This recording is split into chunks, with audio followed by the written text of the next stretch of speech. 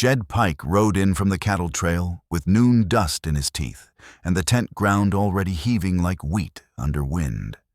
He counted by habit, 30 paces from the brush line to the canvas ridge, 100 souls by his first sweep. The bell from the half-ruined mission westward threw a bright note that didn't belong to cracked bronze. It carried on a breeze that left shirts motionless. Pike set his pencil in his hat seam and wrote the hour. 2 by the sun. No cloud. Pastor Ezekiel Brand stood upon boards laid over apple crates, white sleeves rolled to the forearm, voice mild as a parlor teacher's. He spoke water as if it were scripture more accurate than the printed kind. Women in sunbonnets shaded one eye to see better. A boy passed a flour sack from which white robes came folded and tied with twine. A tin basin on a barrel took coins and scrip. A deacon counted without letting his lips move. The healed child arrived, born like an offering. Brand's hand rested on the boy's brow and stayed longer than necessary. The boy's breath slowed toward sleep. Pike kept his pen off the page because timing mattered more than words. The bell rang again, higher somehow. Calves lowed from a distant draw and then refused to come nearer. Pike took distances as if they were sips. 13 miles by trail marker to the mission wall, 4 to the windmill Mateo Cruz kept, 2.5 to the one good trough that didn't turn green by noon. He wrote them under the hour and set a small cross by each. Ruth Ann, the girl with the clear hymn voice, stood near the front. When she tipped her chin to sing, Pike saw the corner of a tin canteen flattened into her dress like gilt kept tidy. Brand called for those burdened by property and memory. A packet of burnt deed stubs came forward, rope-tied, ash at the edges, a bank stamp still visible. "Lay them down," Brand said, calm as a notary. The deacon set the packet beside the sack of robes. Sheriff Hollis watched from his horse 3 trees off, hat brim low, the animal shifting at flies that weren't there. A woman with the basin added a black book to the barrel. Leather, cracked at the hinge, a pastor's ledger by its look. Brand didn't touch it while he spoke. He glanced at it once, a reflex. Pike marked that glance and wrote, "Book stays with him. He trusts paper." The bell rang again, the note too clean for its crack, carrying farther than wind allows. Pike looked for a boy on a rope and saw none. He wrote, "Bell behaves wrong. Cattle keep distance." Brand preached thirst as a lie. The body tells the soul when habit fears letting go. He named the mission not as a place one might reach by sound feet, but as an appointment kept by faith at dawns to come. "We will walk," he said, "between the tests of this world and the proof of the next." The white robes moved from sack to bodies. Twine trailed the ground like small snakes. Pike counted those robed, 11, and the number of canteens in sight, 2, both on men who likely slept with their boots on. Brand lifted both hands. "I am the vessel," he said, gentle. His palms didn't tremble. He let the air hold the rest a beat longer than language permits. And the well. By late afternoon, Pike rode with the procession east, dust lifting off the caliche. Brand walked near the fore with sleeves rolled, not winded. Pike counted miles with his watch and trail markers. 2 to the windmill, 5 to the dry arroyo, 13 to the mission wall. Cattle paralleled them a while at a distance, then turned aside as if a fence lay where none did. They reached the adobe shell before sundown. The mission's west wall kept its shade. The cracked bell hung in its arch. Pike stood his apple switch in the cistern and marked his thumb, 8 inches to the grit. He tried a pebble. It struck with a hollow clap and rang longer than such a small sound should. 8, he wrote. No seep. Deacons made a yard inside the wall by laying robes on the ground. Women opened their sacks, flour, bacon, beans, and sold what they hadn't eaten for scrip for hymnals and tracts. Pike saw a deacon make change with a printed page and fold coins into his personal pocket. Ruth Ann set her canteen beneath stacked robes with a squirrel's instinct. She let her thumb rest on the tin's dent, then drew her hand back as if a stove had taught it once. Sheriff Hollis arrived at dusk with one deputy. "Mission ground," he said, hat close. "I do not care for the use of it, but my office does not run inside that wall without cause. Keep wells proper. Do not foul the creek." Bran blessed him as if the man had offered himself instead of a boundary. Night found them as if it had waited within the wall all day. Brand forbade fires on the pretext that flame consumes the proof of faith and water both. Pike walked the perimeter once and counted steps. 50 between gate and sacristy.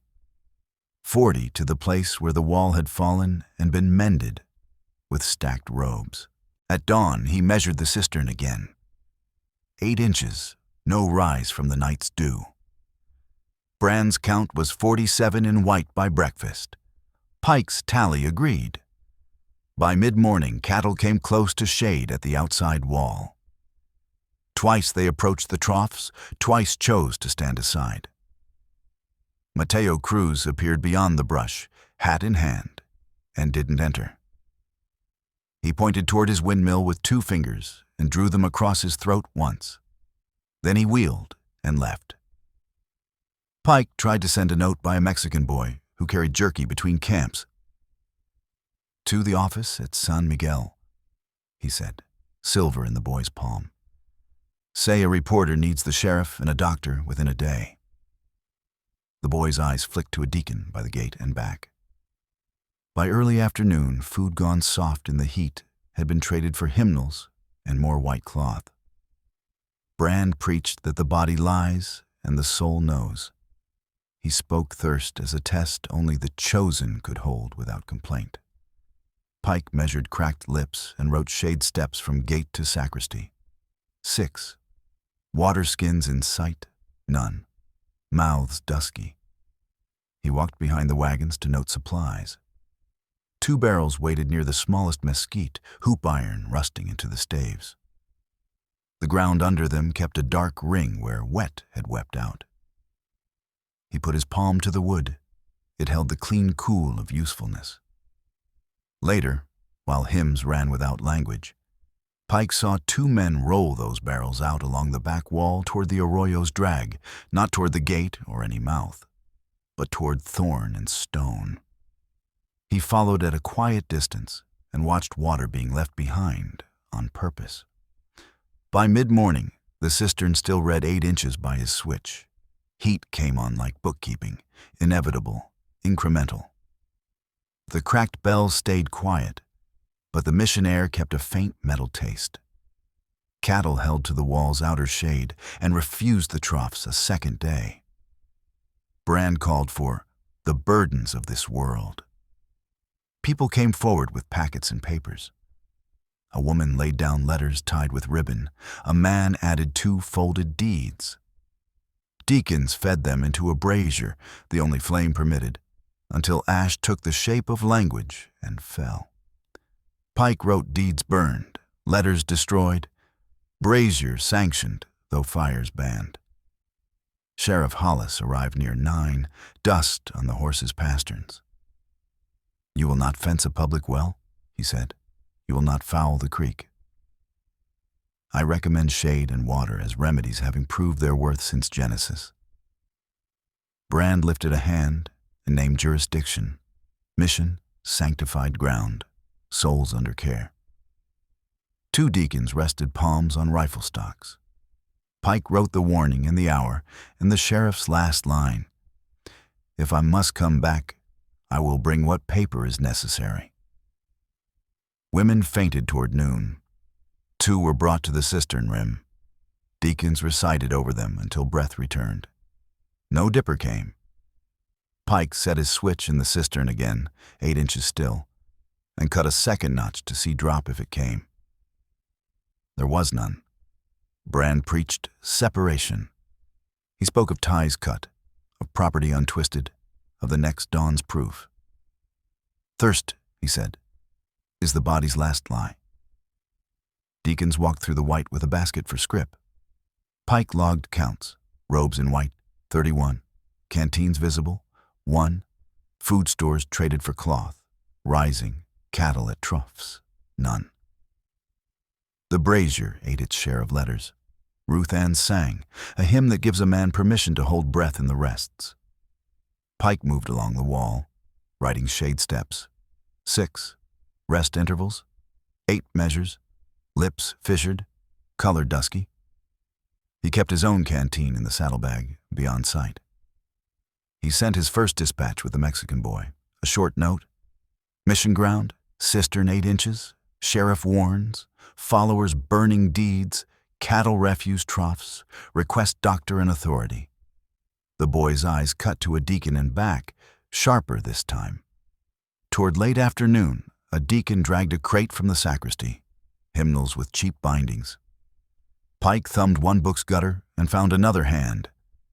Pastor Ezekiel Brand, ledger, offerings and readiness. Notation, not revelation. Hollis had gone, promising paper. Mateo didn't return. The bell rang again, the note too clean, carrying farther than wind allows. Pike touched the arch with his fingertips. Dust came away burned. He wrote bell tone, absent present, cattle posture, shade without drinking. Brand called the flock to the gate for a final cutting. Those with letters brought them. A widow carried a ribboned bundle and, after a pause that cost her, gave it to the brazier. "You bury me twice," she said to no one. The ribbon burned last and ugly. Ruth Ann finished a verse and stepped to the edge of Pike's shade. She didn't look at him. She fanned herself with the tract until the air moved, then let it fall, then stooped as if to gather it. Her fingers slipped a folded scrap into the shadow near Pike's boot. A creek sketched in charcoal. A shorter line marked with 3 X's, the word mill written small. He nudged it under his heel and waited for the verse to take her voice back. The barrels had been walked into Thorn the afternoon before. At first light, Pike checked their ghosts by the mesquite. 2 clean rings in the dirt, dry as chalk. At the cistern, he stood his switch.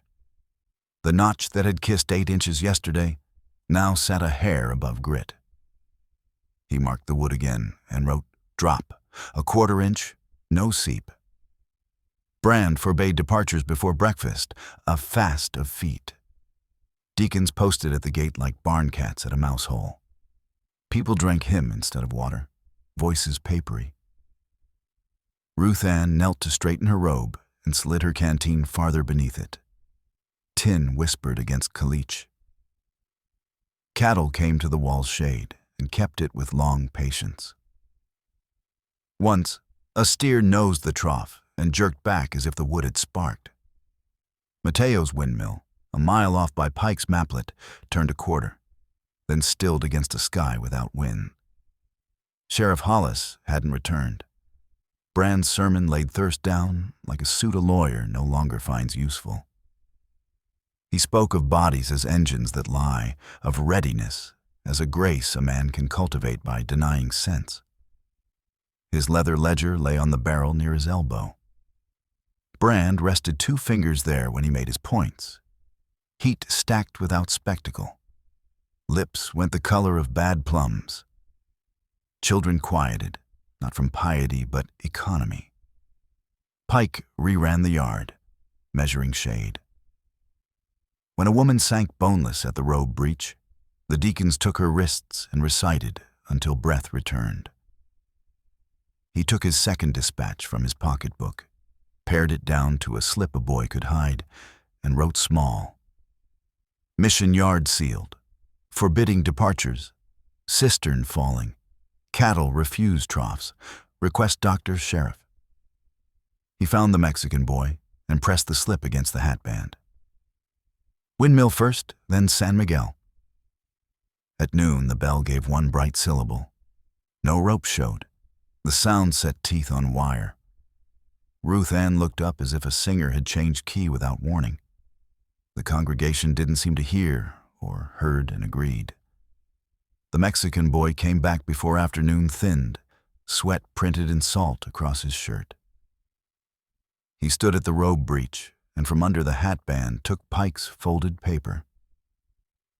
The slip bore Pike's own hand. The fold wasn't the one he'd made. It had been opened along its wrong diagonal and pressed shut carelessly. No mark, no sheriff's counterhand, only dust and the ghost of a wet thumb from a drink someone else had taken. "Who stopped you?" Pike asked. The boy's mouth made a small line. "Down trail. A white robe. He said he will bring Faith to town himself." Pike slid the return dispatch into his pocketbook and felt the ledger's spine at his back like a yard of iron. The bell gave its bright rung once more, very soft, as if it had been satisfied. Pike folded the returned dispatch and put it away. The bell's bright syllable still sat on his teeth. Morning heat rose without theater. He checked the cistern with his switch, 8 inches gone to a hair more, and wrote the hour beside it. Cattle shaded the outer wall and wouldn't touch the troughs. Brand's count stood at 47 in white, robes chalking the air. His hand rested on the leather ledger near his elbow, 2 fingers crooked in custody. He spoke softly of readiness, of proofs appointed at dawns when bodies are most obedient. Pike wrote chosen, 47, Brand. By head count, 47, Pike, and drew a line under the agreement. He let the heat steer him into the sacristy. On a rough table lay the ledger itself, Brand's sermons bound in worn calf. Pike opened it and saw columns in a tidy hand. Date, attendance, offerings, robes, sizes. Readiness. Readiness bore figures with no explanation. 0, 1, then 2s rising like a temperature. Names came in the margin beside weights. Lowe, 148, Ruth Ann, 112, Mrs. Keene, 91. Next page. Lines underlined in red, fast, prolonged. And the bell noted as if it were an instrument. Tone improved with prayer. A packet of loose leaves wrote in the back cover. Pike lifted one. Yesterday's account and today's projection. 47 entered in the final column with a character like a halved cross beside it. He listened. The yard ran its dry hymn. No foot at the door. He slid a single leaf into his boot top and closed the book. He wrote ledger, dates, weights, robes, readiness, projection equals 47, custody, 1 leaf, Pike. At noon, Brand walked to the cistern and rapped the rim. The emptiness answered glass bright. "Amen," he said, and the yard returned the word. Ruth Ann's mouth shaped the syllable as singers do when they have no spit left. She held her canteen under her robe with both hands, as if to prove she wasn't using it. He tried the wind with wetted finger and found none. The Mexican boy didn't appear. Sheriff Hollis didn't return. Pike tallied small collapses. 3 brought to the cistern rim and talked awake. 1 left in shade and fanned to a whisper. Late afternoon turned faces ashy. Brand sat the ledger on the barrel and preached thirst again, not as lie now, but as ladder. Each rung a mouth held shut, each ascent a number toward dawn. Pike tried the sacristy a second time and found, under a hymnal weight, a rope-tied packet of burned deed stubs, ash-frayed edges still stamped by a bank's round authority. The bell gave its bright rung at a quarter hour no man rings for. Ruth Ann looked up from the shade and met nobody's eyes. Her fingers made no more work on the tear after the bell had spoken. Bran closed the ledger and laid his palm on it the way a doctor settles a child before a long night. He raised his hand and left it in the air until the yard was quiet. "Beloved," he said, "we will hold fast until dawn. No food, no water. The body will speak its last lie and be answered." He rapped the cistern once more. The well of emptiness sang back. "At first light," he said. "Proof." Pike wrote the sentence in his book and felt the leaf in his boot as if it had grown teeth. The sun let go the wall's top edge with an ordinary resignation. Dusk sat shallow when Pike cinched the first water skin to the mule's near side. The leaf from Bran's ledger worried his boot top like a burr. Mateo Cruz had brought 2 small mules and the sober look men wear when work has to be done without spectators. He checked knots, then tapped each skin with a knuckle.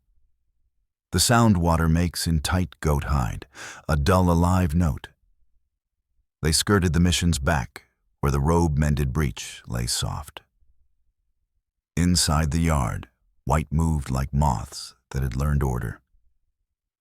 Bran stood by the cistern with his sleeves rolled and his calm filled to the brims. Ruth Ann's hymn ran very quiet. Sheriff Hollis waited 3 mesquites off. "You understand me?" he said low. "Mission ground is church ground until I can fetch paper. I will not hand you to their zeal if you pull a soul into shade. But I will not bless you if you do more." Mateo nodded and moved the mules on. The animals balked at the robe breach, then shouldered through. Pike saw Bran before Bran looked his way. White robe, bare head. The pastor set his palm on the ledger. Deacons rose as if untied. 4 placed themselves where a gate should be. Pike went toward Ruth Ann with his hat brim pulled low. "Saddle up," he said. 1 mile to the mill, then San Miguel. I have the sheriff at the edge." Ruth Ann's hands were neat and quick. She tucked her canteen deep in the robe's fall and set her foot as if memory had kept stirrups close. The mule took her weight, honest and indifferent. Bran's voice crossed the yard without raising. "Failures of nerve often borrow legs." Deacons smiled. Their palms stayed visible. Mateo handed down a second skin. "Drink," he said to everyone. A boy reached and drew back. His mother laid her palm flat on his robe, as if the cloth itself were regulation. Bran lifted 2 fingers from the ledger, and the movement sent understanding through the yard. "The well within," he said. "Listen how it answers." He rapped the cistern. Emptiness sang bright. Several mouths said amen. Pike brought the mule close to Ruth Ann's knee. "Windmill first," he said. The bell didn't ring, but the air at his molars quivered as if it meant to. Ruth Ann's mouth shaped a no that could have been a swallowed note. She looked at Bran, not for permission, but the way a child glances through a window before opening it. A deacon stepped to the mule's head and laid his hand on the cheek strap without clutching. "Brother," he said to Pike, using the word as a lever. Mateo took the deacon's wrist in 2 fingers with a rancher's politeness and moved the hand aside. Hollis's gelding stamped in the mesquite's shadow. "Last time," the sheriff said, not loud, and turned his hat brim toward San Miguel. "Ruth Ann," Bran said, and the name arrived without heat. He had not looked at her until then. She wrapped her fingers in the robe's hem and lifted them free. The small shake a seamstress makes when a thread has found a knot. Pike unscrewed the water skin and tipped it. The smell rose clean and persuasive. He didn't offer it like a cure, only like what it was. The yard moved almost imperceptibly closer. The bell's arch held that wrong bright inside itself. "Hold," Brand said. And Pike couldn't say he shouted. Let them keep their thirst if they must borrow courage. Deacons didn't touch the mule again. One smiled, and it looked like forgiveness and was something else. Ruth Ann's heel found the mule's belly on its own and then came off, twitch of leg and mind at once. The animal's shoulder bunched, decided, or relaxed. She looked at Pike so briefly he couldn't inventory what she asked. The canteen under her robe knocked once against her knee. She set her jaw the way singers do when breath is a cost they have counted. Mateo moved first. He put 2 heels to his mule and knocked it through the breach, jerked his chin toward the mesquite line, and called back, I'll fetch your paper. The mule's hooves clattered on caliche. Dust lifted. Hollis turned in the saddle and spurred for the trail. Pike stood with the skin in his hand and the yard's corner in his keeping. White didn't part. The cracked bell didn't ring, and yet the air kept its shape as if it had. He looked at Ruth Ann's hands on the rein and knew the next arithmetic would be done without numbers. The mule's hoof ticks had gone down the trail with Mateo. Pike kept one corner of White from closing, waterskin in hand. When dawn unstitched the dark along the east wall, sheriff's hats showed on the mesquite line. Hollis first, then 6 men with stretchers, 1 wagon with shovels. Hollis entered at the gate. By paper and by need, he said. His deputy unrolled a broadside. County enjoins dangerous assemblies. Sheriff may remove persons to safety. Brand inclined his head, as if the sentence had asked a blessing. The robe he wore kept its neatness. His palms were clean. His ledger sat on the barrel as if the book hadn't learned the night. The yard stood, then settled, then sat. Some lay already. Others lowered themselves with the stubborn economy of bodies that have carried an argument too far. Ruth Ann slid from the mule, her knees learning ground again. She opened her mouth to sing and caught breath instead. Pike wrote the hour. Sunline on wall, 5:20, and relief arrived. Men with stretchers moved like mill hands. Practiced, no talk. Each lift a sum done right. Hollis counted with Pike. 13, then 20, then the arithmetic, where numbers stopped being faces. When a woman's hand fell from her lap, a deacon reached, placed it back, and smoothed the robe over her knuckles with the exactness of a shop clerk. Pike went to the barrel for the ledger and found his own palm on wood, empty where calfskin had been. The rope-tied packet of deed stubs still sat in the sacristy. He checked his boot. The loose leaf lived there yet, warm and damp from skin, its neat column. Readiness, 47, smearing a little. He wrote ledger, gone. Custody leaf remains. Pike. Brand knelt by the cistern and rapped the rim. The emptiness answered glass clean. Several mouths said amen by habit. Hollis took off his hat. That will do, he said. We ain't praying a hole full. He sent 2 men to the troughs with buckets. The cattle shied, then held, heads high. The water lipped the wood and took a dark they wouldn't drink. A steer backed, set his feet, and looked at the wall as if it were an animal that had twitched. They loaded stretchers. Numbers rose. Ruth Ann moved where told and didn't protest. She kept close to a woman whose ribboned bundle had burned yesterday, fanning the air near that still face with a tract. She tried a note once and winced. Her mouth found quiet. Pike marked Ruth Ann survives. Voice failed, hands steady. Brand stood at last, the last to sink. He didn't interfere with the stretchers. He made room the way a stone makes room when the creek runs low. When 2 men reached him, he straightened, set his palm flat on the empty barrel where his book had been, and closed his eyes. Proof, he said in a tone that meant the word could be any man's conclusion. Pike looked for the Mexican boy and found only the hat band line on a brow, elsewhere another day. Hollis set men to digging beyond the wall where the ground cut easy, 2 spades down to a darker line. The hole widened into a trench measured by the length of a stretcher. The shovels ticked stone with the kitchen's precision. No one made a speech. At noon, under thin cloud that refused to amount to weather, the last white was set down. 47 by Pike's count, 47 by Brand's. The sheriff's deputy wrote repairs ordered at Mission Wall. Unfortunate zeal in a neat hand on a sheet meant for cattle and taxes. He pinned it at the gate with 2 tacks. Pike read it because reading the wrong words is part of an honest day's labor.